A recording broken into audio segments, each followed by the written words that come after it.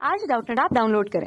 Doubtnut पर अपने सभी गणित, रसायन विज्ञान, भौतिक विज्ञान और जीव विज्ञान के डाउट्स का करो सफाया। बस प्रश्न की फोटो खींचो, एक ही प्रश्न को क्रॉप करो और तुरंत वीडियो सोल्यूशन पाओ। अभी डाउनलोड करें।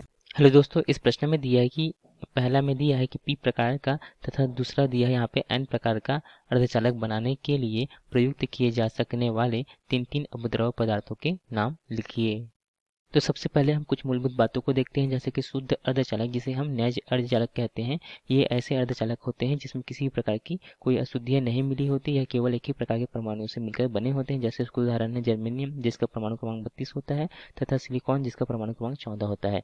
यदि यहाँ पे सिलिकॉन को देखें, जिसका इलेक्ट्रॉनिक इसका परमाणु क्रमांक 14, इसका इलेक्ट्रॉनिक क्या होगा 1s2, 2s2, 2p6, 3s2 तथा 3p2 होगा। तो इस प्रकार से आप देखेंगे कि इसके प्रथम कोष में यहाँ पे 2 इलेक्ट्रॉन उपस्थित है, द्वितीय कोष में यहाँ पे 8 इलेक्ट्रॉन उपस्थित है, अंतिम कोष या अंतिम कक्षा में यहाँ पे 4 इलेक्ट्रॉन उपस्थित है।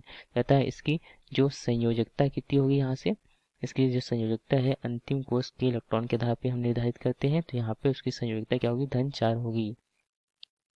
तो प्रश्नानुसार हम देखते हैं पी प्रकार के अर्धचालक बनाने के लिए। तो पहला पी प्रकार का अर्धचालक, तो इसमें पी प्रकार में हम क्या करते हैं, इसमें त्रिसंयोजी परमाणु को मिलाते हैं। तो त्रिसंयोजी परमाणु देखते हैं जिसकी अर्थात जिसकी संयोजकता क्या हो, धन 3 हो। तो ऐसे त्रिसंयोजी पदार्थ को हम मिलाते हैं। तो इस प्रकार से जो पी प्रकार के अर्धचालक बनाने के लिए यहाँ पे त्रिसंयोजी अपद्रव मिलाते हैं। जैसे कि पहला है एल्युमिनियम, जिसका एल्युमिनियम का ये हम देखें तो इसका परमाणु क्रमांक, यहाँ पे एल्युमिनियम को हम Al से प्रदर्शित करते हैं, इसका प्रतीक चिन्ह होता है तथा इसका जो परमाणु क्रमांक होता है 13। दूसरा देखते हैं यहाँ पे गैलियम, जिसका परमाणु क्रमांक जिसे हम Ga से प्रदर्शित करते हैं तथा इसका परमाणु क्रमांक होता है 31। तथा जो यहाँ पे इनेडियम होता है उसका हम In से प्रदर्शित करते हैं तथा इसका परमाणु क्रमांक होता है 49।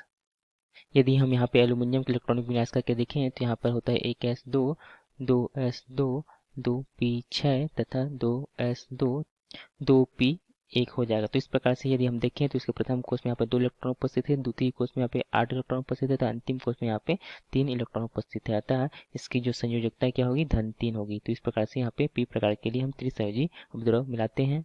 अब देखते हैं दूसरा हम एन प्रकार के लिए। तो एन प्रकार के हमें अर्धचालक प्राप्त करने के लिए हम यहाँ पे पंच संयोजी या जिसकी संयोजकता क्या हो,